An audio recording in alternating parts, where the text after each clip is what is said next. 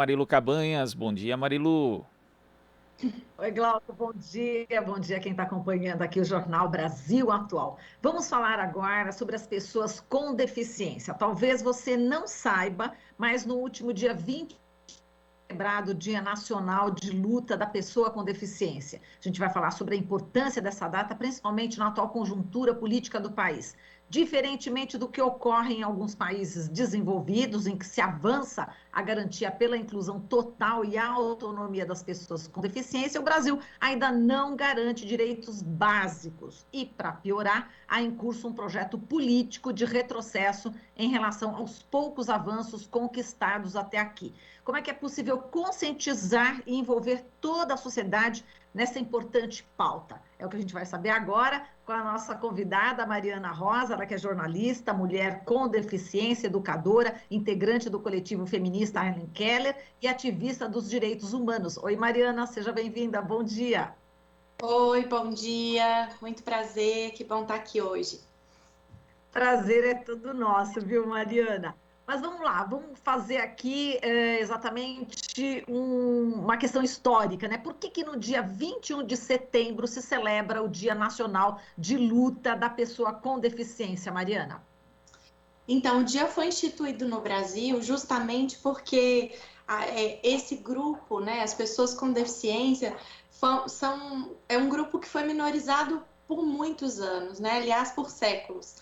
São anos e anos tentando acessar direitos, tentando fazer parte da sociedade, participar da sociedade em igualdade de condições com as demais pessoas. Então, a data é marcada para que a gente se lembre dessa luta e se lembre que os direitos não estão assegurados, garantidos, né? Que é preciso que a gente batalhe muito para mantê-los e, mais do que mantê-los, para ampliá-los, né? A gente ainda tem muito a melhorar no que diz respeito aos direitos das pessoas com deficiência. Muito bem, falando em direitos, eu queria que você falasse quais os avanços na garantia desses direitos das pessoas com deficiência a partir da Constituição de 1998, de 88. De 88, isso. Olha, a Constituição de 88, ela é parte, né, de um movimento. Na verdade, existia um movimento social de pessoas com deficiência vindo desde a década de 60, 70, chegando em 80, que dizia o seguinte, sabe, Marilu? Dizia que a deficiência não é uma condição individual, não é um laudo, não é um diagnóstico, não é um problema a ser resolvido, né? Que a deficiência, ao contrário, é uma questão social, é uma situação de opressão, que acontece quando um corpo que tem uma determinada característica se encontra com esse mundo que está cheio de barreiras que impedem a participação dessa pessoa na sociedade. Por que dizer isso? Porque, na verdade, não tem nada que nos obrigue a ter um corpo que performe ou seja de um determinado jeito, né? A vida é viável de muitas maneiras. Então, se podemos ter diversos corpos e os temos, o que a gente tem que consertar, reparar, melhorar? É o mundo. Né? Então, isso é a perspectiva social da deficiência. Significa que a gente precisa investir no nosso pacto de convivência e no que a gente encontra na sociedade em termos de acesso e para que as pessoas com deficiência possam usufruir. Então, a Constituição consagra isso e daí para frente vem uma série de outras conquistas, né? Vem a Política Nacional de Educação Especial na perspectiva da educação inclusiva para garantir que pessoas com deficiência possam estar nas escolas comuns, vem a lei de cotas para garantir acesso ao mercado de trabalho, a gente tem também mais recentemente a Lei Brasileira de Inclusão, que defende critérios para a gente poder assumir a discriminação como uma infração, né? E isso agora precisa, óbvio, ser ainda difundido, enfim. Mas a gente tem muitos avanços de fato, né, em relação ao campo da legislação, o que nos respalda para a vida prática. Embora a gente ainda viva muitas dificuldades, a gente já tem uma lei para andar com ela debaixo do braço e quando tem um direito sendo ali negado, a gente diz, não, isso é ilegal, né? É isso. Entendi. Agora, Mariana, desde o início do governo Bolsonaro, a gente teve aí propostas, né, que realmente absurdas. Eu vou citar algumas aqui, vou pedir para você comentar. Bom, entre essas propostas do governo Bolsonaro, a gente cita aqui o veto à ampliação do benefício de prestação continuada, BPC, para meio salário mínimo, o decreto que propõe segregar alunos com deficiência em instituições, o projeto que exime também empresas de contratar profissionais com deficiência, caso façam uma doação a instituições, proposta que pode impactar 440 mil pessoas com deficiência, e o ministro da Educação, né, recentemente, o Milton Ribeiro, verbalizou, né, que crianças com deficiência, entre aspas, aí, atrapalham, né? O atual governo já fez, inclusive, propaganda pregando que segregar é incluir. Aí é um pensamento completamente invertido. Como é que tem sido enfrentar todo esse retrocesso aí, hein, Mariana? Como é que está a luta da pessoa com deficiência nessa construção aí de boas políticas públicas? Nunca foi tão atual, né, essa luta. Pois é, a gente vê que é um governo que cheira a mofo, né? Cheira ao que é ultrapassado, ao retrocesso social, tudo isso que eles estão dizendo e todos esses direitos que eles estão negando ou ameaçando são direitos que foram conquistados com muito suor, com muita luta, né? Não foi distribuindo bombom que a gente chegou até aqui.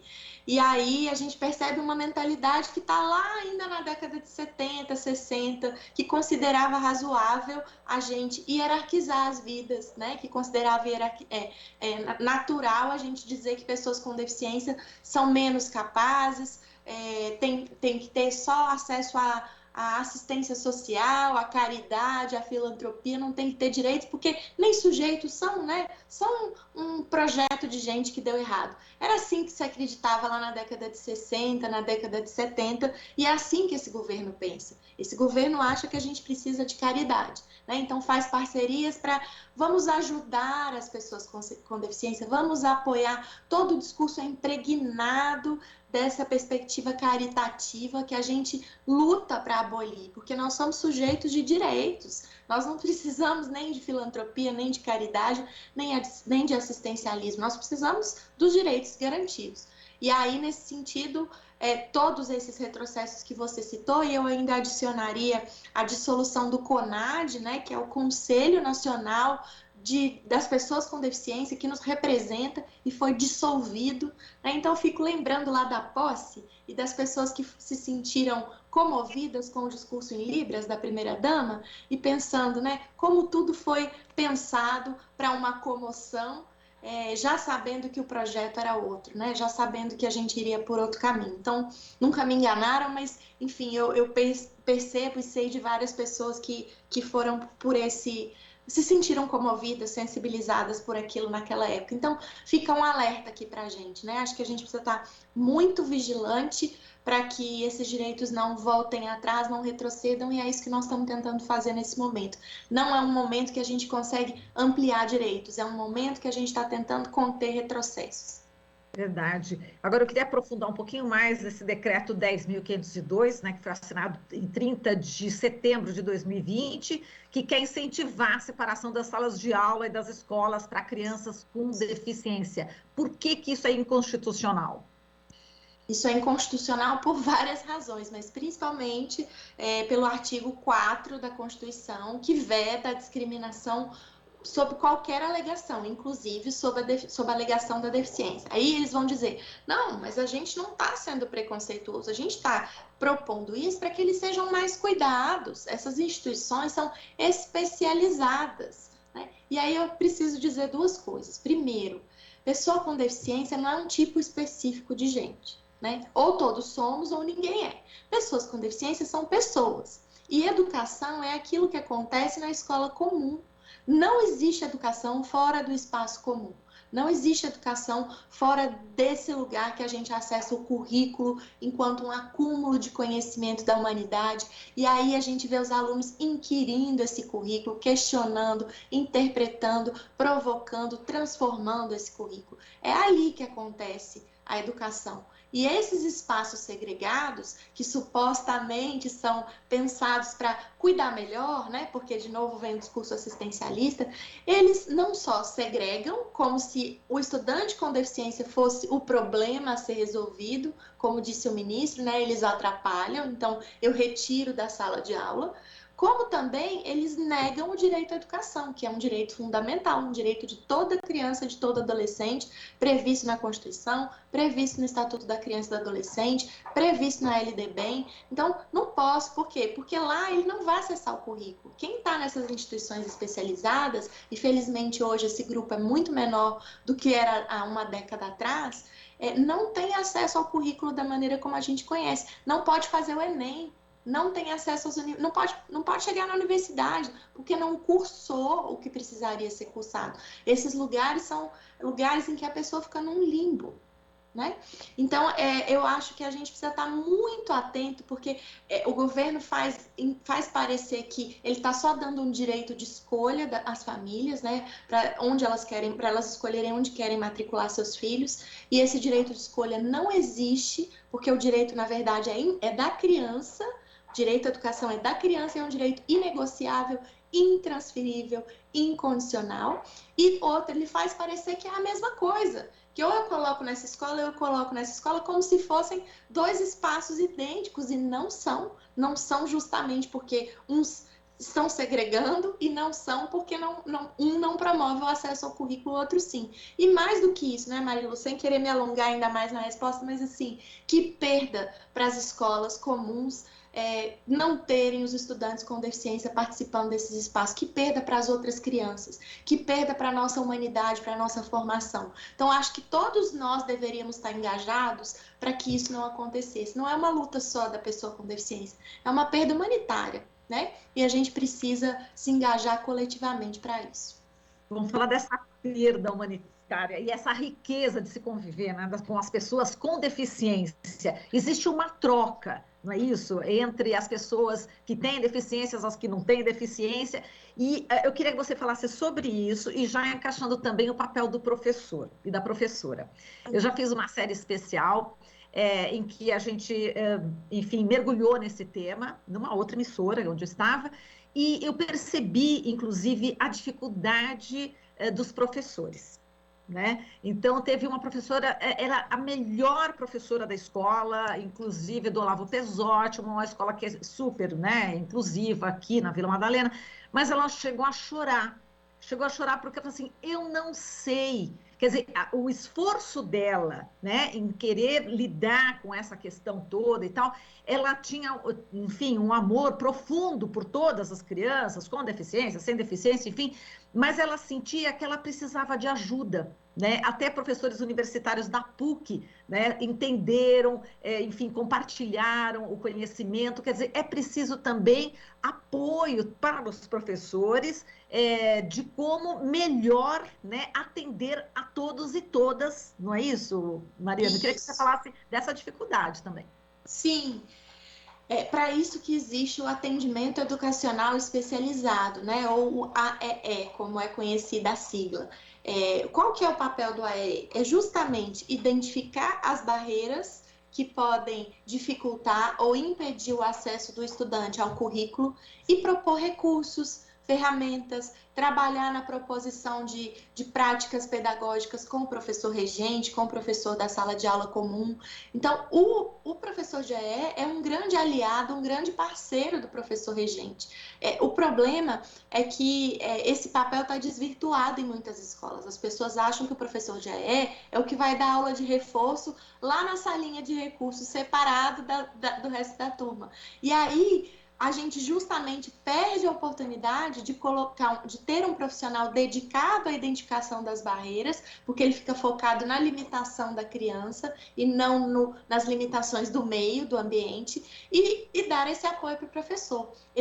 Quando o professor reclama que lhe falta esse apoio, eu diria que muitas das vezes lhe falta um atendimento educacional especializado de mão dada com ele, pensando esses recursos, pensando essas estratégias, propondo tecnologias assistivas quando é o caso, propondo recursos, né? Essa que é a especialidade do professor de AE, e ele tem que ser cada vez mais valorizado para é que a escola possa passar por isso com menos turbulência, né? Agora, é compreensível que os professores e as professoras digam e sintam dificuldades. E isso tem uma razão histórica, né? A razão histórica é a que eu acabei de dizer. Estudantes com deficiência não estavam na escola comum até pouco mais de uma década atrás. Estou falando de uma década. É muito pouco tempo, né? Não deu tempo dos professores ainda se situarem nisso. E o que isso quer dizer? Esses estudantes estão escancarando e revelando que existe um modelo tradicional de ensino engessado, inflexível, que não serve. E não serve não é só para esse estudante, não. É para um monte de outros que está ficando pelo caminho e que está elevando os índices de evasão escolar, por exemplo. Né? Então, o que tem que mudar é o ensino, é a escola, é a maneira como a gente educa. É essa educação inflexível que só ensina de um jeito e acha que todo mundo vai aprender daquele jeito, ao mesmo tempo, da mesma forma. E isso é um contrassenso, porque a diferença nos compõe a todos. Como é que vai todo mundo aprender homogeneamente? Isso não existe. Então, é importante a gente lembrar e pensar que o que deveria orientar o currículo na escola, a única norma a orientar o currículo na escola é a diferença. E assim o professor não pode ensinar de um jeito só. Ele tem que diversificar a sua prática, ensinar de 2, 3, 4 jeitos diferentes, né? Para que ele possa ter uma prática que é acessível não só para o estudante com deficiência, mas que considere as diferentes habilidades e possibilidades e gostos dos seus estudantes todos. Né? Eu vou dar um exemplo, se você me permite, de um professor de matemática, que uma vez contou para mim que estava com dificuldade para ensinar raiz quadrada para o seu aluno cego. Ele dizia, eu não consigo, eu tenho muita dificuldade, e eu fui pensando como é que eu ia fazer, porque raiz quadrada é um raciocínio muito abstrato, e eu não sabia, eu só sabia fazer no quadro, né? É o que eu estou dizendo, é o jeito único de ensinar. Mas esse professor já tinha identificado, é um problema meu, eu só sei ensinar desse jeito. Será que eu vou conseguir ensinar de outro jeito? A mesma coisa? Diversificar a minha prática? E aí ele teve uma ideia. Ele levou para a sala de aula um tabuleiro cheio de pinos, desses que a gente encaixa os pinos assim. E aí chamou a turma toda, então não foi uma atividade adaptada só para o estudante cego. Foi uma atividade para todos os alunos, inclusive para o estudante cego. E aí sentaram lá e falaram, então, hoje a gente vai aprender raiz quadrada com esse tabuleiro. É o seguinte, eu vou falar um número, vocês vão pegar os pinos e vão tentar, com o número de pinos equivalente ao número que eu disse, fazer uma base quadrada no tabuleiro, uma raiz quadrada. Então, vamos lá, número 3. Conseguem colocar os pinos de modo a fazer uma base quadrada no tabuleiro? Não, 3 não dá. Não, então 3 não é raiz quadrada. E 4? 4 forma uma base quadrada no tabuleiro? Ah, 4 forma. Ah, então 4 é raiz quadrada. E com isso, todos os estudantes aprenderam, o estudante cego, usando o tato, conseguiu entender o raciocínio que o professor estava tentando passar, e os demais estudantes, muitos disseram, professor, agora eu entendi. Né? Quer dizer, beneficiou a todos, não só aquele estudante. Olha como a aula se enriquece, como a aula fica melhor, uma aula fica mais ampla, né?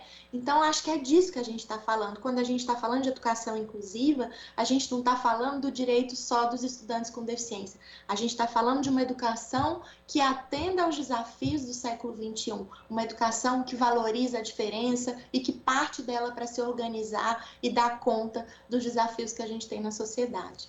Uma educação criativa, né? Esse exemplo que você deu é ótimo. Né? É maravilhoso. Maravilhoso. E a gente lembra de Paulo Freire, né? O centenário aí no último domingo, no dia 19 de setembro. A gente falou bastante de Paulo Freire na semana passada aqui no jornal. Como é que a obra de Paulo Freire contribuiu e contribui para a construção dessa educação de fato inclusiva?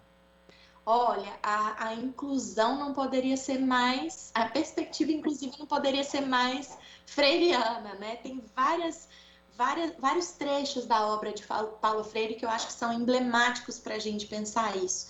E tem um especificamente que diz assim, ensinar não é transferir conhecimento, mas criar maneiras para que o aluno possa construir por sua conta, né? Construir ou produzir o seu próprio conhecimento. Não é exatamente assim, mas é algo assim.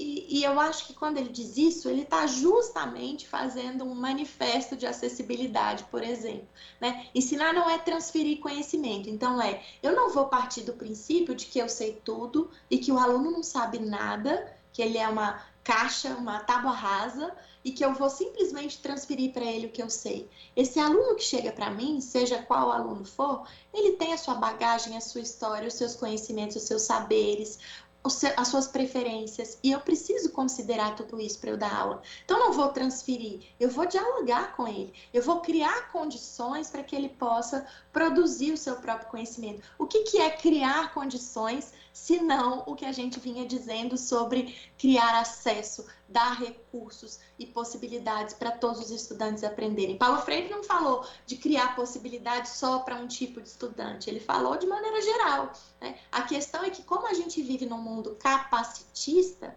que é o preconceito em relação às pessoas com deficiência, né? A gente acha que criar condições é criar só para o aluno que corresponde à norma, né? Que eu elegi como norma. E esses outros, criar condições seria levar para uma escola, uma instituição separada. Isso é que a gente acha que é criar condição. Tá errado, isso é segregar, isso não é criar condição. Isso é criar segregação, exclusão, é outra coisa. Né? Criar condições é isso que o professor de matemática fez, é o que o professor de atendimento educacional especializado faz em parceria com o professor regente, é ajustar o ambiente para que todas as crianças possam manifestar suas potencialidades e tudo aquilo que elas aprendem, e aprenderem juntas, que é outra perspectiva freiriana, né? Ele também diz, ninguém educa ninguém, ninguém se educa sozinho, os homens se educam em comunhão, mediados pela realidade, né? Quanta coisa se aprende nesse encontro com as diferentes formas de ser e de estar no mundo, de se expressar. Outro dia eu fui buscar minha filha na escola, eu também sou mãe de uma criança com deficiência, a minha filha não se comunica pela fala, ela usa a comunicação alternativa. Então eu cheguei na escola e um garotinho, um colega dela falou, ontem você esqueceu a mesa dela aqui, a mesa que fica acoplada à cadeira de rodas. E eu disse, é mesmo, eu esqueci a mesa, nossa, não vou ficar atenta para não esquecer hoje. Ele falou, eu posso colocar aqui na cadeira da Alice? Eu sei colocar. Eu falei, não sei, vamos perguntar para ela se ela quer que coloque a mesa? E aí ele disse, vamos. E aí eu fui pegar a prancha de comunicação para explicar para ele como fazer. Ele falou, não, eu já sei fazer, pode me dar aqui. E aí ele mostrou para minha filha e se comunicou com ela, e ela disse que não queria que colocasse a mesa, então ele não colocou. E, quer dizer, eles já sabem, eles já aprenderam, né? Isso é freiriano, eles já aprenderam, e para ele essa forma de comunicação já está naturalizada, assim como é a fala, assim como assim como é quem se comunica por língua de sinais e tantas outras formas de expressão e comunicação. Então, acho que é sobre isso que a gente está falando, né? Sobre educação numa perspectiva libertadora, como diria Paulo Freire mais uma vez. Exato. Agora, só para a gente encerrar, só por curiosidade, esses desafios acontecem em democracias mais consolidadas, em países desenvolvidos? Pior é que acontecem, infelizmente acontecem. Eu diria que a legislação brasileira, no que diz respeito à educação inclusiva, é uma das mais avançadas do mundo. A gente é muito bom nessa proposição de uma educação que abrace todas as pessoas e que esteja a serviço, né, da valorização da diferença e das potencialidades de cada aluno. A gente é referência no mundo sobre isso, né? Portugal talvez tenha alguma coisa, mas muitos países ainda usam esse modelo de segregação, né? De escolas separadas, ou não só escolas separadas, mas às vezes uma sala de aula separada dentro de uma escola comum, e muitas vezes também contaminam o processo de educação com processos da saúde. Então, a criança vai para a escola e ela vai ter atendimento de fono, de físio, de TO, né?